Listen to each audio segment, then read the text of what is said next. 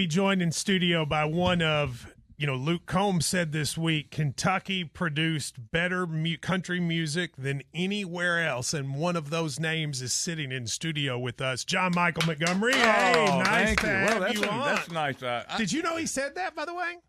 I did not. That's nice to know. Absolutely, yeah. I mean, I happen to agree with him. Well, I mean, just think about it. Okay, go through history. Loretta Lynn, Keith Whitley.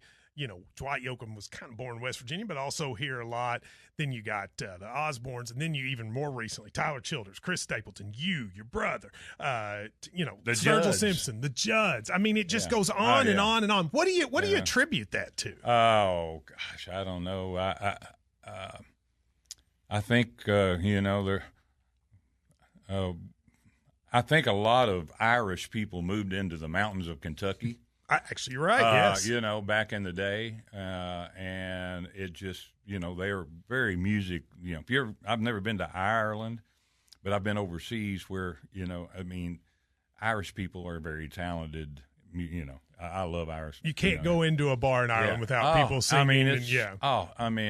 But my knowledge of it is that they moved and loved the mountains of Kentucky and Tennessee and all that.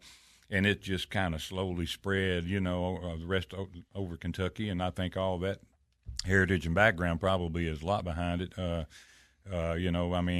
Tom T. Hall. Wait a minute. My mom's going to kill me for not mentioning Tom T. Hall, who sang at my uncle's wedding. And somehow I forgot. I love Tom T. Hall. I saved your butt now. You did. Yeah. Thank you very much. All right, so we were just sitting here. Shannon is a music guy. You can't see him. He's in Louisville.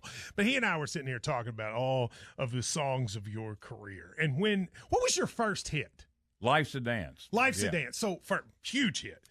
When Life's a Dance starts rising, if I had told John Michael Montgomery at that moment that you were going to have the career you had, would you have believed me? Oh, absolutely not. No, when we did the first album, I had never really sang a song quite like Life's a Dance. I did Southern rock songs from Bob Seger's and George Strait's and Lionel Richie love songs and, all this. You did Lionel Richie love songs? Oh, yeah, Stuck on You and stuff like that. Wait a minute now. I'm going to pull one of those out at Rupp Arena on December 12th. Him and George, George Strait and, obviously, Keith and all that came along in the 80s, but in the 70s and stuff like that, I just I had never really sang a philosophical song like Life's a Dance. And the producer brought it to me, and I was like, yeah, man, it's kind of cool, So I cut it, and then he also brought a song called I Love the Way You Love Me to the table, which I was like, I love that one, and I was like, so I assumed that ballad was going to be the first song off of the album, and that's what I was pulling for because that's what I really love to do, sing good love songs. They said, no, we're going to go with this song, Life's a Dance, and I went, pretty good decision, though. Okay, I was like, I thought it would be the ballad, and they said, no, it's mid-tempo. The ballads, you're a new artist, and we don't want to put a 4-minute song ballad out first for you. We want this Life's a Dance mid-tempo. It's we think it will do well for you. I was like, okay, well, I'm new. They've been doing it, the producers and the labels. I said, let's go for it. And it took a while when it first came out. The Life's a Dance to finally get up, to charts. Well, it is philosophical. I mean, it's you sitting there and you can relate it to a lot of things in your life. It has withstood the test of time. Then I would say when I think of you, you've got that one. You've got Sold. Yeah. Right? I think Be My Baby Tonight. And then I Swear. Those are the four that to me kind of stick out.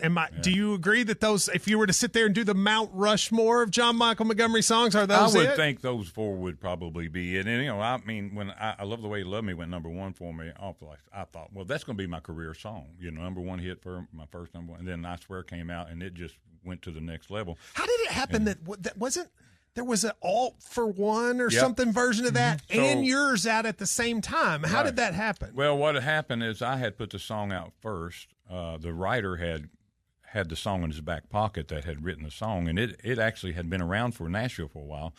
And I was writing with him, and he said, hey, I got this song. He said, I think it's perfect for you. I'm not with a publishing company that, they don't push it anymore. And he said, I think your voice is perfect. So he played it for me on a little cassette player. And I was like, oh, that's beautiful. So we ended up cutting it. And a month after it was out, I mean, it was storming up the charts. Rick Blackburn of Atlantic Records called me into his office, and it's like, hey, just want to let you know there's another version of I Swear coming out from a label, Atlantic New York a group. And it's a, pop and R&B song and everything. I just want to let you know in case we didn't want to make you mad about it or whatever. And I was like, no, man, it's a great song. Hey, I'm not a pop and R&B singer. Let them rock and roll. But that's so rare to have two songs that were massive hits. The only other one I can think of is that Trisha Yearwood, LeAnn Rimes, when they both sing that song that was in Armageddon. Yeah. I can't remember. But well, I had two of them. The other one was I Can Love You Like That. They covered that one too. All for One did? Yeah. Did you ever sing with them? Did you ever sing it together? What did we did? We did a little video thing. Okay. Out in California where we talked a little bit about I Swear and how it all happened, and we did, sang a little bit, but that's about it. I've never done any shows with them or anything. So Grundy County Auction. Shannon, cue up the where he goes so fast right there. All right, so this is, everybody knows this song. And did you have to learn to do did you have kind of like all my songs. I tell people it's like, when I listen to songs that I want to cut, I'd put them in my CD player, and I'd put them on where they would, as soon as I started my vehicle up, that song would start playing. And after 2 or 3 weeks, if I did, it either I got burnt out on it, or I still loved it, I was going to cut it. But basically, I thought I Swear was going to be the song everybody recognized me by for the rest of my career. But Sold is actually the one. Is that the one that was? So you're playing a concert now? Is that the one everybody goes crazy? Yeah, because listen how fast you go right here. Yeah. Oh, it's awesome. Lips on, hair, blue eyes, and I'm about to give him my heart goodbye. Listen to that. That was better. Well done. I can't say that it was easy, but I had listened to it so many times over and over again. And then by the time I got in the studio, I was prepared to tackle it. And it's funny, though. They give you the words and everything like that to read and all that stuff. But when I go in there, I want to be able to – I want the song to literally – I've lived with it long enough that, that it's just like any favorite song that you have that growing up, you listen to it so many times, it becomes part of you, And I think that was part of my success being in the studio, as a matter of fact, was I just, I didn't like people handing me songs last minute going, hey, here's a hit for you. I know you're going in the studio this week. And I'm like, dude, I'm probably not. You had to feel it. Yeah, I had to live with it. I feel it's like just like going out on dates. Do you ever get tired of a song? You ever get tired? You ever and you don't have to say which one, but you ever get one where you're like, man, I've sung that so much, I can't do it anymore. No, that's the reason I listen to it so much. I had that little thing where if a song can stick with me for 2 or 3 weeks straight without me finally going, okay, I'm tired of hearing it, then it's probably a good, a good way to avoid having songs on your albums that you're like, oh, now I really liked it at first, but now I hate it. Now I'm exhausted. And so you are a Kentuckian through and through. Still live in Nicholsville? Oh yeah. Born in Danville. My mom and dad. Mom's from Danville. Dad's from Garrett County. So me and Ada were born in Danville, and then of course they both picked and sang and had day jobs, and we moved from Garrett County to Boyle County to Garrett County, then to Jessamine County, back to Boyle County, back to Garrett County, back to Jessamine. We rented a lot, so if the rent went up, you were gone. We picked up the music equipment that we used for chairs in our living room. So you're in that Boyle, Garrett, Jessamine triangle. That's the big triangle, yeah, right? It's hard to tell when people say, well, where are you from? Where'd you go to school at? And I'm like, well, it's kind of complicated. I went to Jessamine grade school, Danville grade school, Garrett Junior High, Garrett High, Jessamine High. So our roots run deep in that central Kentucky part, and I get invites to my high school reunions from lots of schools. Yeah. But you haven't left. A lot of people would when they have success, they go to Nashville and stay. You always kept roots here. Yeah, and at first I was dead set on moving to Nashville. I just thought that's what you had to do. Okay, I got a record deal, which I didn't go to Nashville to get. They came up and found me, at Austin City there in Lexington. Is that where you got discovered at Austin City? Yeah, me and my brother, we were weekend warriors. Another guy named Tim Williams played bass, and we had a little three-piece, and we played weekends all over Central Kentucky, Frankfort, Somerset, and Richmond. And we were trying to get into what we called the house band in Lexington, because back then house bands played 5 nights a week, get on stage at 9, 4 sets of one. You didn't have to carry your equipment around. You didn't have to have a U-Haul to go load in, load out. So we finally got the job at Austin City Saloon. Greg Austin played there for years, and I used to go in and sit in with him.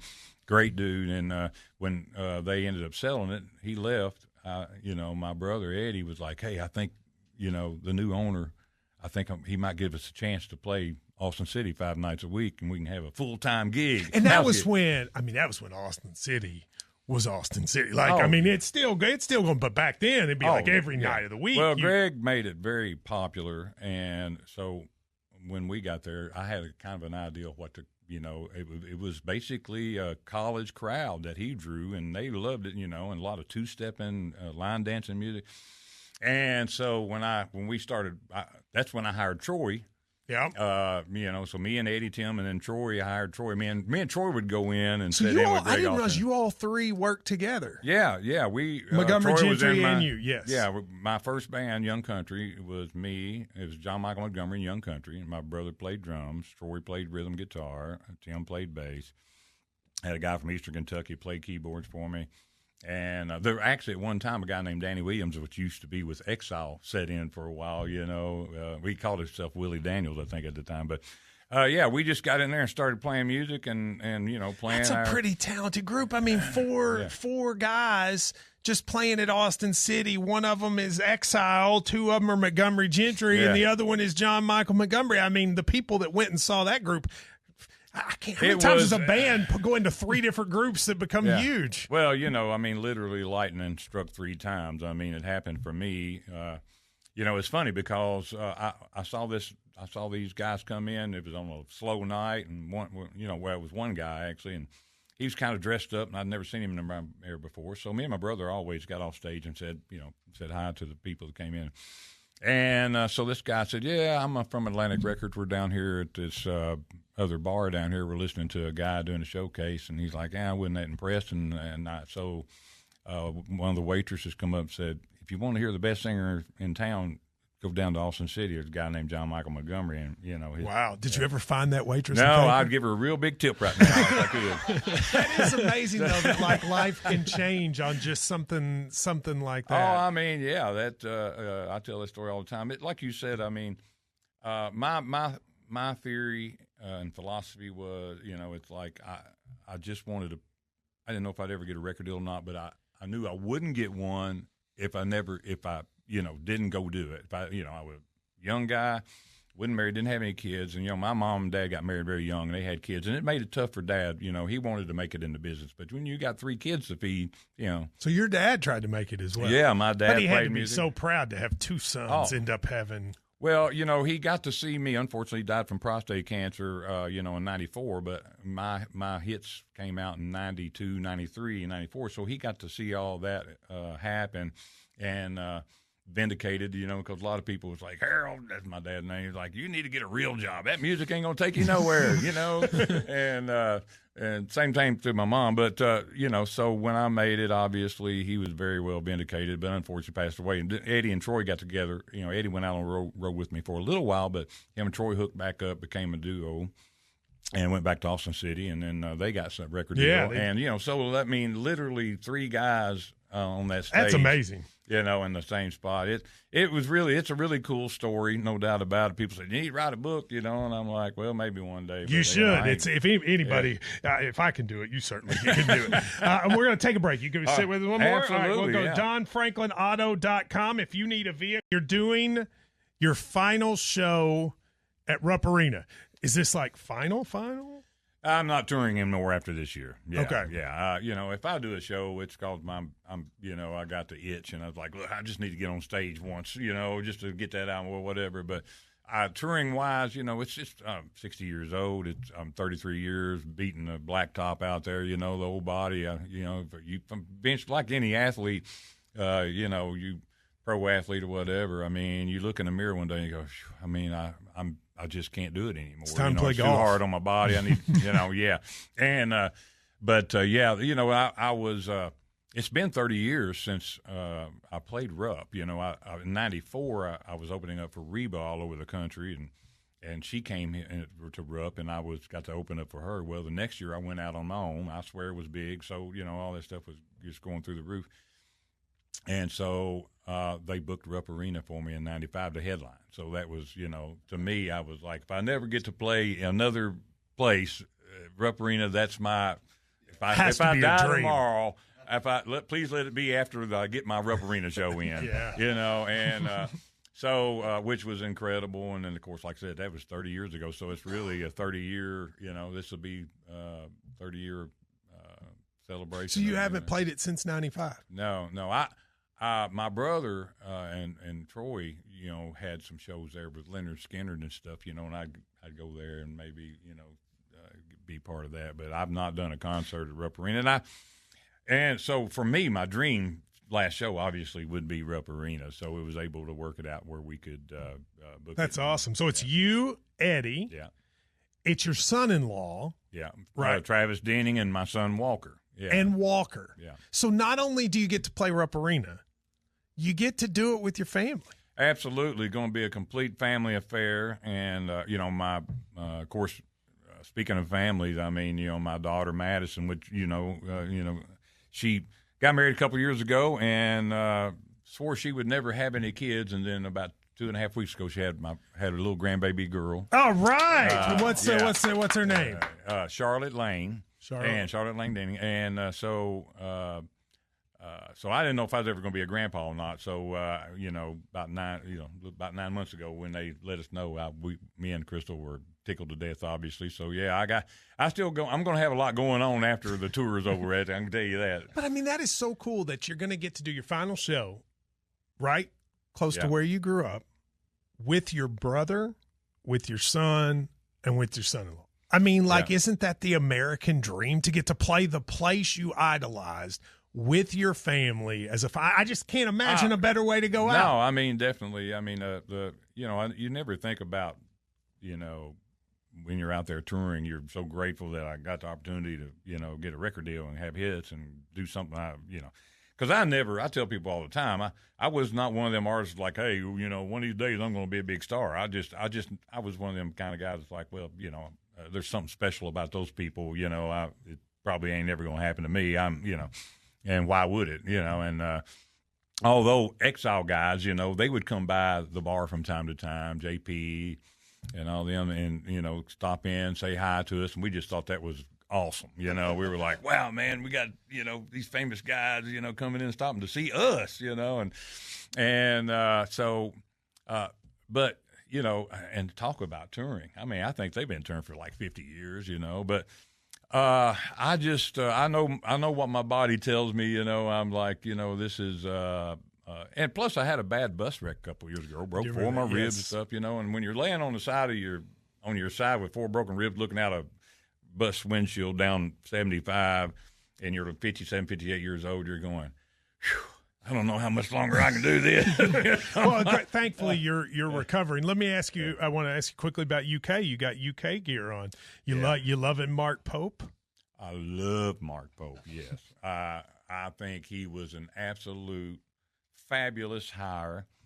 Me and my brother are through the roof on him, and I keep up with some of the recruits the best I can. I mean, in today's world, I mean, they're coming and going right and left. Yes. And so, but no, I think obviously, I mean, when he was playing for UK back, yeah.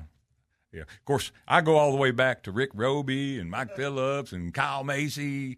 That's my favorite team. I was in like grade school, I think, over in Danville, and the team came by after they'd won a national championship, and Jack Gibbons, I think, and all come by and spoke to the kids and stuff, and we were like, no way, man,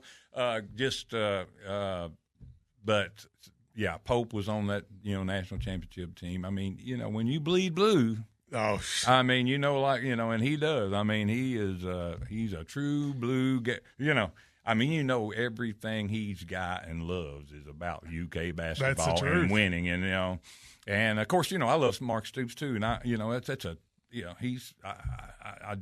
love Kentucky football as much as I do anything. Mom never would let me play growing up. See you at those games. He narrates the intro, right? That's right. All roads lead to Lexington. All roads lead to Lexington. Yeah, you got that? What? You got the intro? You do the intro to the game. All roads lead to Lexington. Yeah. Well, my memory ain't as good as it used to be, or I'd be able to do it. Well, you and I also got robbed. Yeah. We won at the PGA Tour, at the PGA Tour event in Nicholasville. Me, you, Tubby Smith, and Rick Dees won the Pro-Am, and they wouldn't give it to us because they said the celebrity team can't win. Yeah. And it made it, we won. They gave us all this hope up front and then just ripped it right out from underneath our feet. And I think the best story I ever heard was Vince Gill won. He got a hole-in-one, and it was like he won a house. It was like a $250,000 home. Yeah. And so, at the end of the round, he's like, hey, look what I won. And they went, sorry, it's in the you apparently didn't read between the lines. Celebrities don't get. Well, that's what they took win. our victory away from me. Rick Dees is great, but you and me and Tubby played better than we've ever played. And then they took it away from us. John, thank you. December 12th, tickets are on sale now. Come on Ticketmaster, come see him. I can't wait to watch it. John, great having you. Thank you very much. Appreciate it. We'll take a break. Be right back. It's KSR.